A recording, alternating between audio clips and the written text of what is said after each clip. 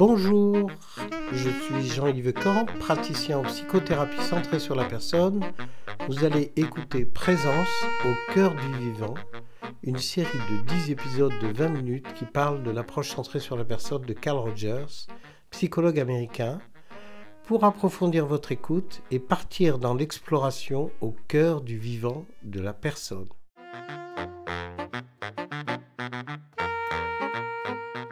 Bonne écoute. Quatrième volet de cette série un peu extraordinaire, de ce voyage dans le self et dans notre self.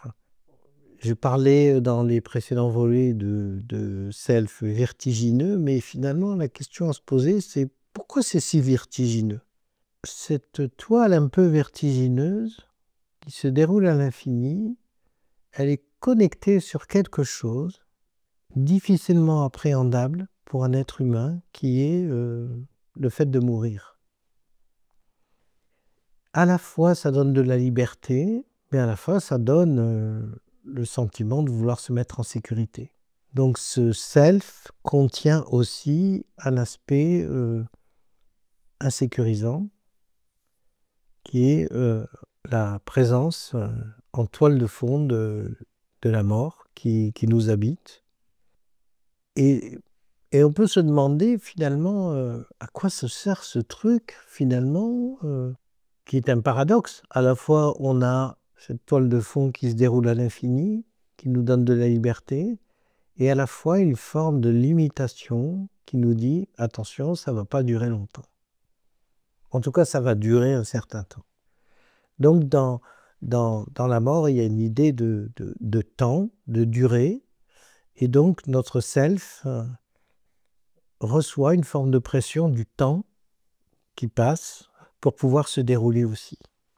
Et ça constitue un effet un peu encore plus vertigineux, et que du coup la sensation de vide nous permet aussi de contacter encore plus la mort. Mais je crois que la conscience de cette mort nous fait occulter une forme de présence à la mort qui est très présente en nous en fait.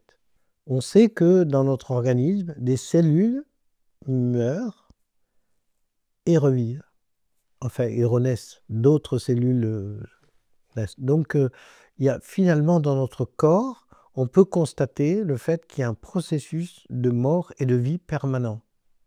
Donc, on ne peut pas séparer la vie de la mort.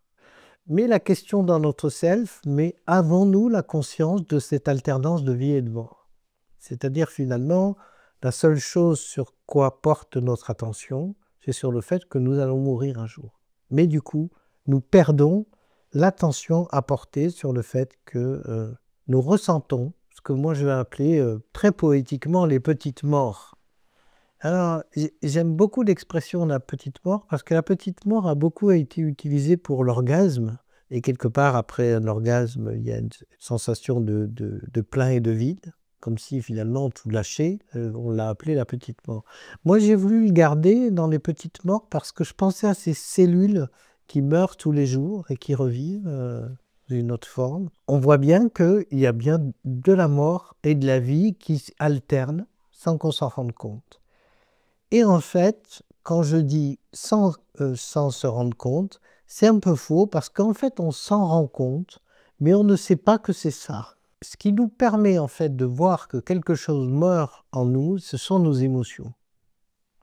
En fait, notre circuit émotionnel est un circuit qui témoigne de quelque chose qui meurt et qui vit, et qui nous donne une sensation que rien n'est stable. Donc cette instabilité émotionnelle que nous pouvons ressentir, ne serait-elle pas le reflet de cette alternance mort-vie qui nous habite de façon cellulaire et qui s'exprime par cette cheminée d'expression qui seraient les émotions. Voilà, c'est un peu ce que j'ai envie de poser. Donc finalement, si on écoute nos émotions, si on se connecte, on peut être témoin de cette alternance mort-vie qui nous habite et qui produit du coup des choses. Voilà, donc c'est un peu la première chose que j'aurais envie de dire de ce self et de la mort. Donc il y a bien la mort au bout, mais il y a une alternance de mort et de vie, des choses qui témoignent en nous l'existence de ce que j'appellerais l'impermanence, de quelque chose qui n'est pas stable, qui bouge, qui alterne entre la mort et la vie. Et donc nos émotions témoignent de l'existence de cela. Ce cycle mort-vie, il est important parce qu'il crée dans notre self un élan à trouver du sens. C'est-à-dire que finalement, notre circuit émotionnel nous aide, à travers le self, à donner du sens au fait de vivre. J'aurais envie de citer 3 choses qu'on retrouve dans beaucoup de sagesse. C'est que ce qui donne du sens, c'est quelque chose que je peux faire, quelque chose que je peux dépasser et quelque chose que je peux sublimer. C'est les 3, un peu ces 3 trépieds du sens qui fait que l'alternance de vie et de mort sera beaucoup plus acceptée par la personne et à l'aide de son fonctionnement, il va s'optimiser pour se dépasser, faire et se sublimer. Donc l'alternance mort-vie produit ce sens à 3 pieds et sans ça, il ne pourrait pas avoir ces 3 pieds qui nous permettent de vivre au quotidien. Donc on peut dire que la mort est vivante.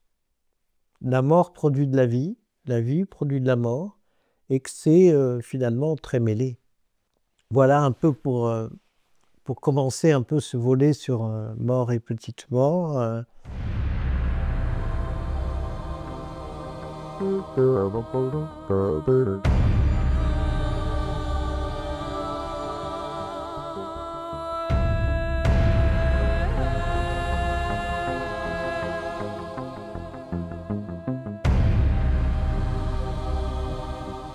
Moi, je crois que fondamentalement que l'être humain, avec son self, se déroule à l'infini. Et la mort constitue un témoin de son existence. J'aurais voulu soulever le paradoxe de la mort, en fait. Parce qu'il y en a un dans notre self de paradoxe. En fait, le paradoxe de la mort, c'est que elle nous met en vie, elle nous donne envie de vivre, elle donne du sens à notre vie, mais à la fois, elle constitue une forme aussi de peur et de retrait et de quelque chose qui va nous pousser finalement à trouver des repères. J'ai parlé d'attachement. Donc la mort accentue aussi notre refuge à nous attacher à ce qu'on va identifier de vivant. Ce que je voulais dire, c'est que mourir n'a pas de sens pour un être humain. Ce qui a de sens pour un être humain, c'est de vivre. Et que l'alternance des petites morts nous permet de mettre du sens à ce qui est vivant et pas ce qui est mort. Première chose que je voulais dire. La deuxième chose que je voulais dire, c'est que nous n'avons jamais de rapport à la mort. Nous avons un rapport à l'absence, pas à la mort. C'est-à-dire que, par exemple, quand vous avez quelqu'un qui meurt, votre mère, votre père, vous avez la conscience que ça s'appelle la mort. Mais finalement, elle est dans votre cœur, vous pleurez. Il y a une sorte de lien et de proximité qui fait que vous ressentez à la fois sa présence et à la fois son absence. Donc c'est bien la notion de présence-absence qui est vivante dans la mort. On ne peut pas avoir accès à la mort. Moi, quand j'étais petit, j'ai été veiller mon grand-père en Bretagne, puisque à l'époque en Bretagne, on veillait beaucoup les morts. Et je regardais cet homme en disant, mais ce n'est pas mon grand-père.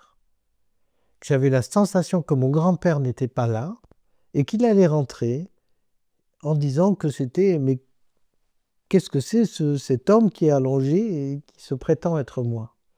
Donc, quand on voit des morts, quand on est confronté à une mort, on est d'abord confronté à l'absence de de présence à l'absence. Et donc la mort est d'abord pour nous une forme d'absence de quelqu'un avec qui on a développé un lien.